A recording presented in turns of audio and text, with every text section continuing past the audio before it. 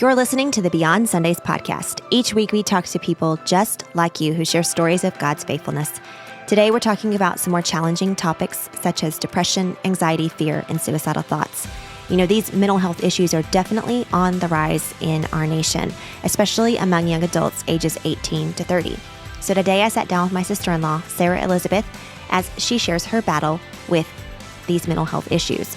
Through her struggles and some of the most challenging seasons of her life, Sarah has been able to find a deeper connection with God and has learned to trust in Him even when things seem impossible. God has been so faithful to teach her how to have and hold both peace and joy in the midst of her pain. I know Sarah hopes her story can inspire others just like you who may be going through similar challenges. And I pray you're encouraged by Sarah's words that she has literally fought for to be able to say on a podcast like this today. And may her poetry at the end of the episode bring beauty to your day and healing to your heart.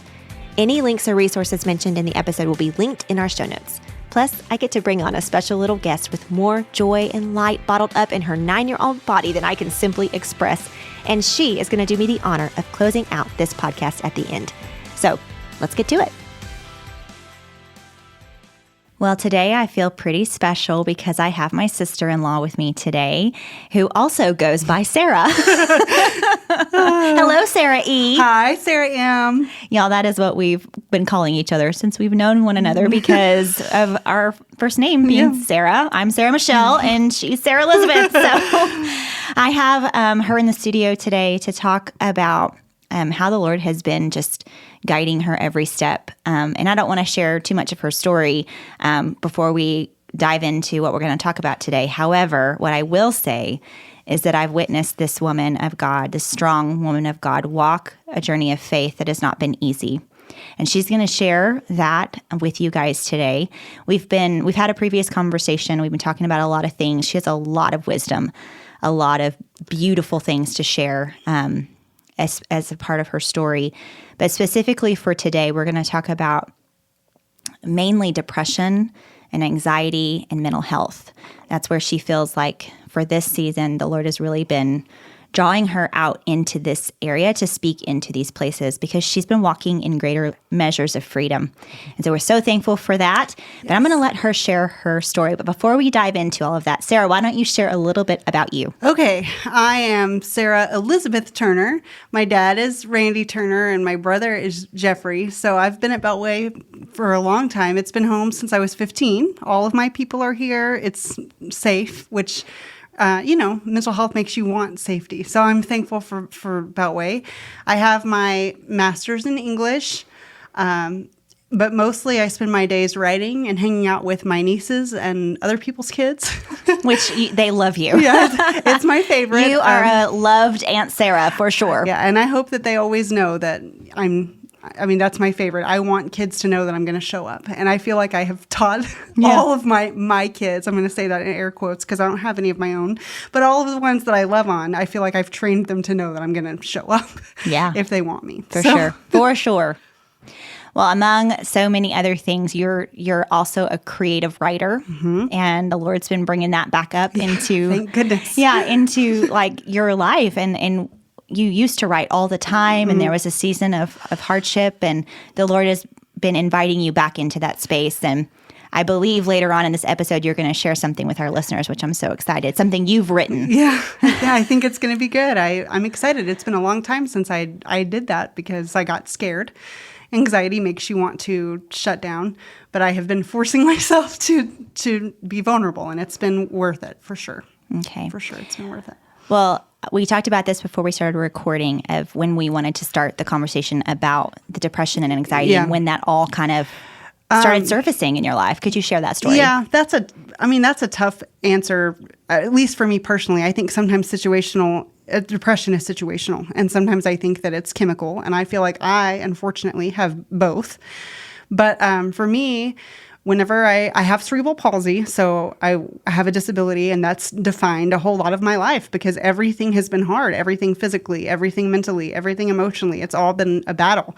And I remember when I was 5, I had just had a body cast surgery, and it's a really weird feeling, even when people warn you that one time when you are awake, you can sit up and you can move around, but then all of a sudden you wake up and you can't move. And it's just like, I don't know what to do with that. Yeah, you're in a body cast. Because you're in a body cast. I mean, my whole body was in a cast. There was no movement. And they had tried to tell me that that's what was going to happen, but I was 5. I don't think there was a real understanding of what that meant. So when I woke up and I couldn't sit up, something inside of me, as a believer, I'm going to say it was the enemy, but as a kid, I don't think that I had the words for that, but said, you don't belong here. The world would be better off if you weren't here. It would be so much easier if you weren't here. And for me, that's a vivid memory of the first time that my mental health kind of started deteriorating, which feels weird to say because, I mean, 5, you're little. You're supposed to be thinking about cartoons and what's for breakfast and if you have to take a nap. Yeah. Not the things that I was thinking about. And my parents were wonderful. My family was wonderful. I'm sure if I had had the words that they would have known how to help, but I didn't have the words. And so I say all of that to say, talk to your kids. Like if you see a repeated behavior or you notice that they're being different, talk to them, see if they can maybe not tell you what they're having, but that they're having something, because maybe you can help pinpoint what's going on. But for me, it continued to get worse in my head because I think one of my biggest fears, which has driven my anxiety my whole life, is that I don't want to be a burden. I don't want anybody in my life that doesn't want to be there, and I don't want to be a burden. And so in my head, it would always be like, nobody wants to be around you because you're hard. It's hard. I need help all the time with things that other people probably don't need help with. And that is something that is really hard and has been really hard to come to terms with. And so I started really battling.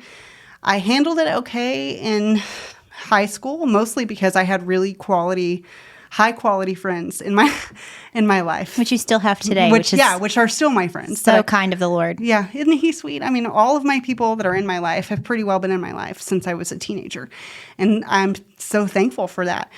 But after high school, when everybody kind of separated, because of college and all kinds of things, because college and family and jobs. Everything changed for me. And I went from having community everywhere to community nowhere. And I also have this thing, I think a lot of people with mental health have it, where if community is not easy, I'm not going to fight for it because I like being alone. I mean, that is the dangerous part of mental health if you're struggling, is that you already like to be by yourself. And so to want to be on your own and not have anyone that's going to continue to reach out and continue to bother you, which P.S., if you are a friend of someone that has depression or anxiety, be the annoying one, okay? Like they're going to act like they don't want that, but super they want that because it's the only way that they're going to be able to get out, because you have to partner. You have to have community. And that's the most painful thing I'm probably ever going to admit, because I super have a hard time with community. Not because I don't want it, but because community is effort and community is vulnerability and community, it's accountability. And that's a whole different issue. But all of that to say, when I lost my community, my mental health completely deteriorated. And so then I started self-harming for a little bit. And then I realized that I was suicidal. And I told my dad and my brother, and I didn't want help, but they were insistent. And so I went ahead and I went to a nonprofit organization called Ministries. If you know anyone that is needing mental health, they take in girls 18 to 29, and anything like any kind of self-harm, abuse, pretty much anything that they would call like a life-controlling issue. If you need freedom from that, I'm here to tell you that they will give you tools to be free, because it has been 10 years for me. And every year it's like more freedom, but it's still a battle. And I think one thing that I want you to know, if you are struggling with mental health, is that it's okay. It's okay, and it's okay if it's not going away. Because for me, I think the harder that I wanted it to go away, and the more angry I got at myself that I couldn't just take captive my thoughts, because I knew that that's what I needed to do, but it wasn't working for me.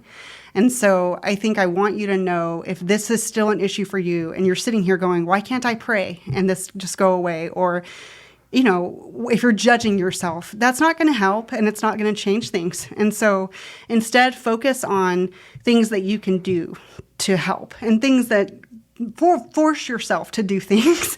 My sister is a neuropsychologist, and I was just having this conversation with her a couple of weeks ago about how I had a season where I didn't want to get out of bed. And I would wake up every day and it would be like, oh, I don't want to do anything. And you know what? I didn't do any, not for months. I didn't do anything. And I finally called her and was like, I have to figure out what to do. I have to figure out how to get out of bed. And she talked to me about, you just make yourself do things. You just function, and eventually it tricks your brain into thinking that you want to do those things. And then all of a sudden, you will catch yourself having moments of joy and moments of happiness. And if I'm super honest, I didn't believe her. But I trusted her enough, and I believe in education enough, and I knew that she had defended her dissertation. So I just thought, okay, I'm gonna do it. Maybe she knows what she's talking about. Yeah, maybe she has enough credit to go, okay. And so that's what I started forcing myself to do. I would make a plan to do one thing a day, one thing. It would hang out with one person, or write a few thousand words, whatever it was that was my goal for the day. And I made myself do it. And the fun thing was, at the beginning, she would text me and be like, have you been happy today? And I'd be like, nope. It still stinks. But slowly I started finding myself finding moments of joy and moments of happiness and remembering what it was like to be happy. And then that kind of changed things for me. And it still has. Like today, I hung out with my niece and we were dancing in the pool and we were singing all these old songs. And I thought, okay, this is the fog is starting to clear. And I think sometimes with mental health and with everything, we want one giant miracle where I prayed this prayer and now I've never had depression again. And I believe in that. I wholeheartely believe that Jesus can do that. I don't want anyone to hear me say that I don't think that. But I don't think that it always happens that way. But just because it doesn't mean that it's not a miracle when you start to partner with him again and find the truth again. It's just a miracle that took a long time. Mm-hmm. And that's okay. It's okay. With a lot of tiny little miracles along the way, which I've witnessed in your life. Yes, a lot of things. And I think if I could say anything to anyone about physical healing, about mental healing, about emotional healing, it's don't long so much for the giant miracle that you miss the small one. Don't long so much for the one big moment that all these fun miracles along the way you don't get to experience because they're all there. They're just not as flashy, I think, as what we would want. And honestly, there is this part of me that's like, but you could do it and it would be so easy. But also, just because something is easy doesn't mean that it's not valuable. It's not as valuable because you didn't fight for it. Now, when I'm joyful, it's like I'm so excited because I know that I'm winning. Mm-hmm. And that's a huge mind perspective shift for me, is that it's a partnership. It's me going, okay, Lord, I'm here whether I'm sad or not. It doesn't matter if I'm at my weakest point and everything's terrible, or I'm at my happiest point and nothing could be better. I'm here for whatever you want to do. And I've seen him do things that I absolutely would not have thought he could have done. Yeah. Even though in my mind I believed him, experiencing him was a different... Yeah, he goes above and beyond all that we could ask, think, hope, or imagine. Yeah, huge. Well, Sarah, you were one of the strongest people that I know. You fought so hard since I met you when you were 15, and I've watched you fight for all of this all along the way, but never alone. We talked about this before, that the Lord has been with you every step of the way, every wobbly step, which I can say because I've been there for the moments that you've fallen. You've seen them. I've seen the falls. But what I'm saying is that the Lord has made your feet sure-footed, if that makes sense. Yeah. And he has guided your steps along the way. And he has never left you or forsaken you. And there have been moments of doubt, for sure, that we've processed together when you used to live in our efficiency apartment behind our house when Jeff and I were married. And that was the best. First married, and you lived behind us. And, we had a lot of late-night conversations. And but you are... you are such a faithful follower of Jesus and a faithful friend, and you have fought for it all along the way. And so I want to go back to Mercy Ministries here for a moment, because She mentioned that earlier, and I will link Mercy Ministries in the show notes for anyone that wants more information about that ministry. But you mentioned that you were able to receive some tools. Yes. Could you talk maybe just real briefly about some of the things that you walked away from that season with, equipped and ready to fight? Yes, because you have to have tools. I think the biggest, most game-changing tool for me is something that they call truth statements, but really it's just scripture. And I'm trying to think of some of and the thing is they will change throughout, because at this point I've been doing truth statements for 10 years. And so the ones that I had to read, whenever I very first started doing them, and the ones that I have to read now are different. But the beautiful thing is they can. So for example, one of mine used to be, the Lord made me in my mother's womb, and he knows the plans he has for me. And I clung to that because I would look at my family and I would think they're all changing the world, and I'm just over here. I have no idea what I'm doing here. I come from a family of high achievers, and that made it really hard. But I think the more that I remembered, he knows the plans that he has, and it doesn't matter what it looks like to me. And he formed me on purpose for a purpose. The more my brain started to shift. And then all of a sudden, and the other thing I would say, and it's going to sound really funny, but you need to do it. Read it out loud, okay? If you're too embarrassed to do it in front of other people, just go tell them, hey, I've got to go do this thing. I'll be back in a few minutes. I'm going to go. And just talk to yourself. If you have to do it outside, do that. But you need to say it out loud, because there's something about saying God's word out loud that gives it power. Because even if you say it in your mind, that does help, but it's not the same as declaring it and making it like this is the truth. And there's a book called God's Creative Power by a gentleman named Charles Capps, and he gave us a copy of that. And basically what he is saying is God created the world with his words, and we have the Holy Spirit inside of us. And so the words that we speak out come to life. And so if we say, man, I'm useless and I'm not smart enough to be doing this, then that's what our mind is going to dwell on. But if we say, I have the mind of Christ and I have his wisdom and knowledge because he's given it to me, that completely reframes the argument. And I'm not saying this because it's easy, because I still do these things. I still have to say these statements out loud all of the time. And I will have people say them to me because I have said them so often people know. But it's still something that it's a tool that I use consistently 10 years later, that I will pull them out. It's great. You are a woman who loves words. Yes. And in high school and college days, I remember you writing a ton of poetry. Yeah. I mean, beautiful things. And I've been telling you for how long? I mean, I guess it's been years. I'm not the only one. No, you're not. But you're no pressure. No pressure. But Sarah Elizabeth is a writer, a beautiful one at that.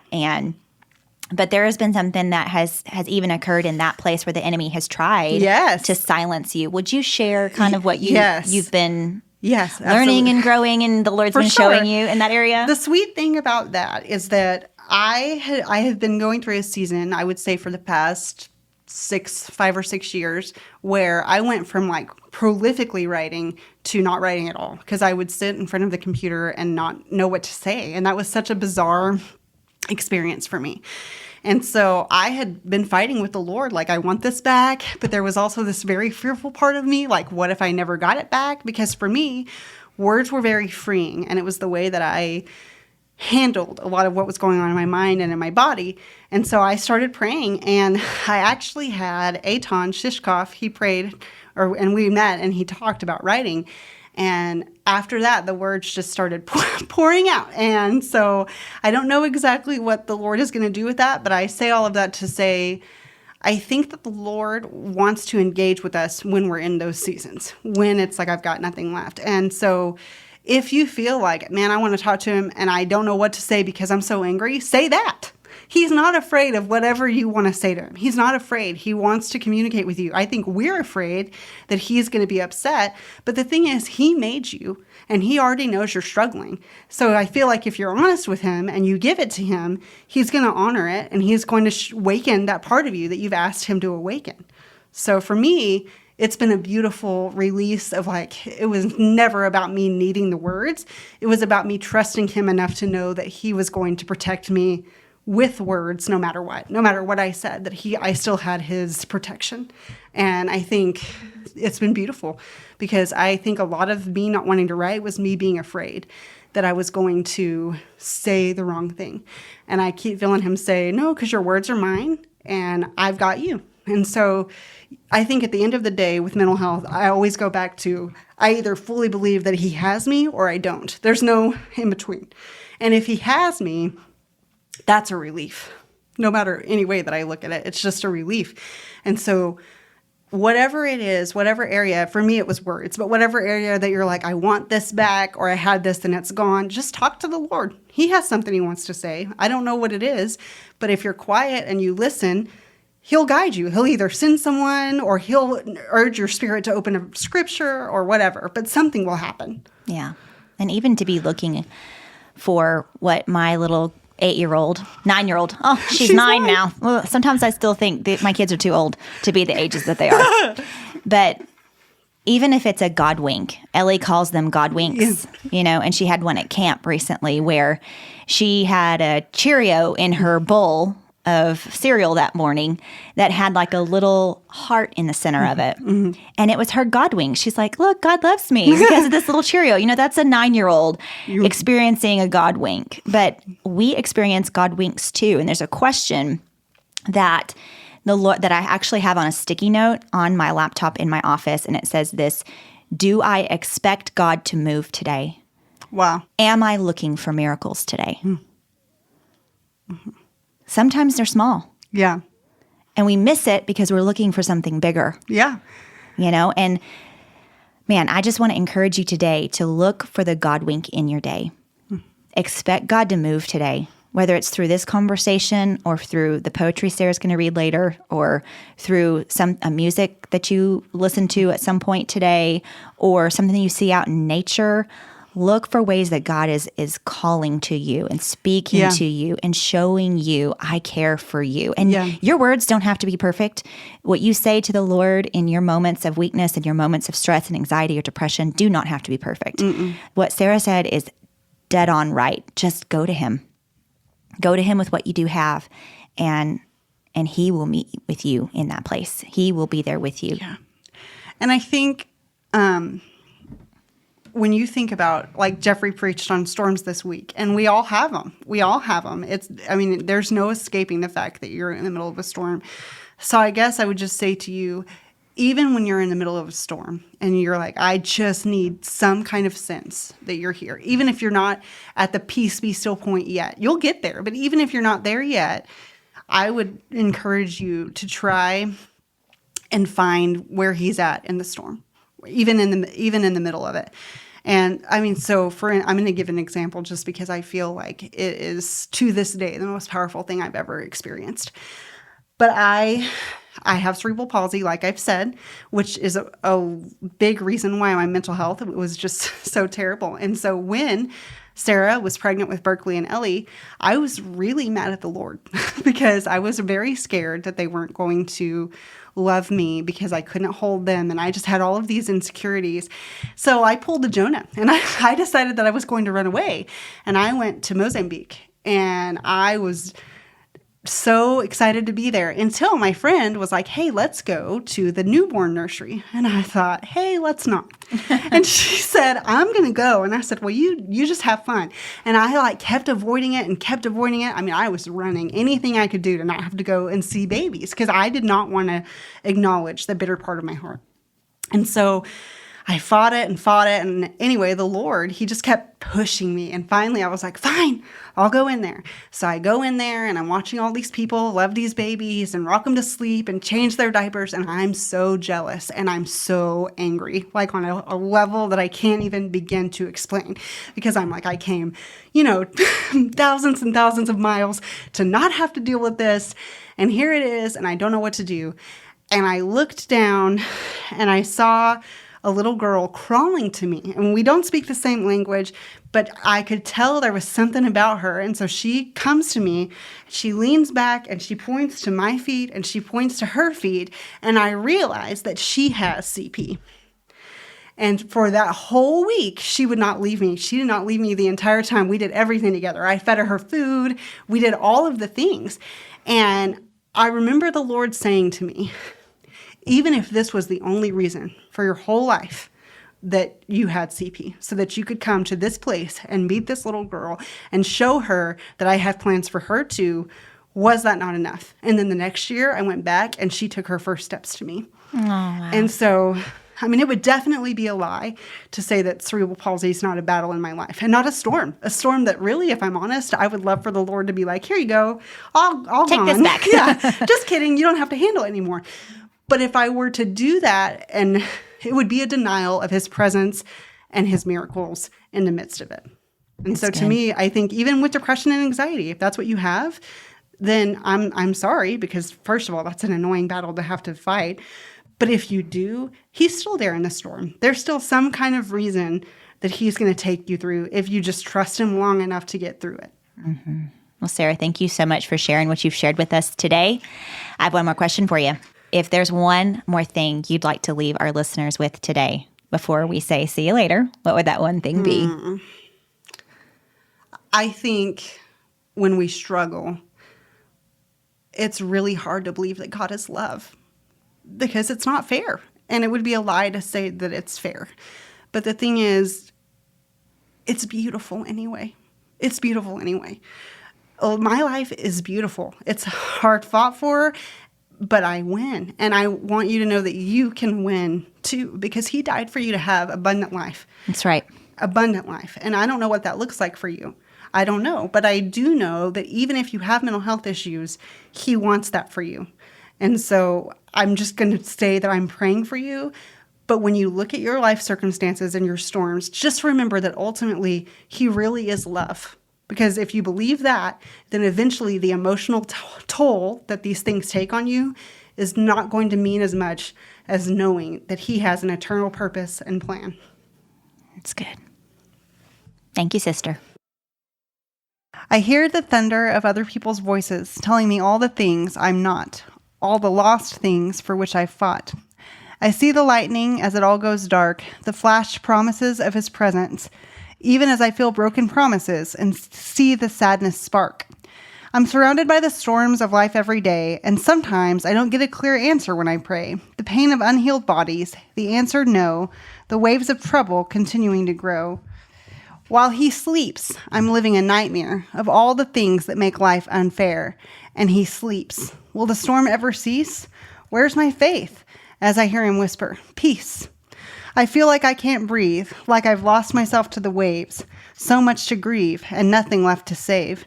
Until I feel him whisper, watch as I work my will, peace, be still. Even while the storm rages, I'm still the God of the ages. When the sky is full of clouds and all hope seems lost, rest assured, I have already counted the cost. I sleep in the boat because the miracle is already done. That worry is already taken care of, my love. Here comes the sun to calm your soul even while it storms. Rejoice and listen for the truth in my voice. I know the plans I have for you, even when it seems like there aren't any. I've come to set you free.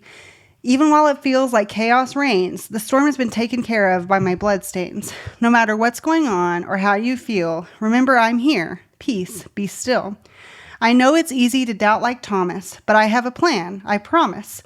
My word I will fulfill while the storms of life crash around you. Peace, be still.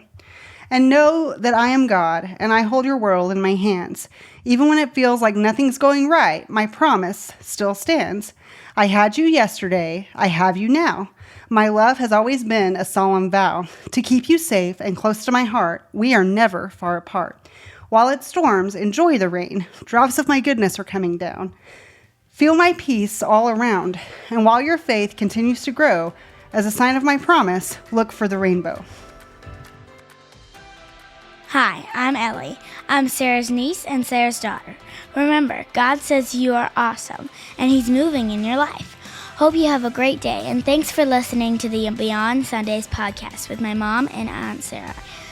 This wasn't on the notes thing, but God is working on you and everything around you and in your family and everything that is happening, even on other people. Bye.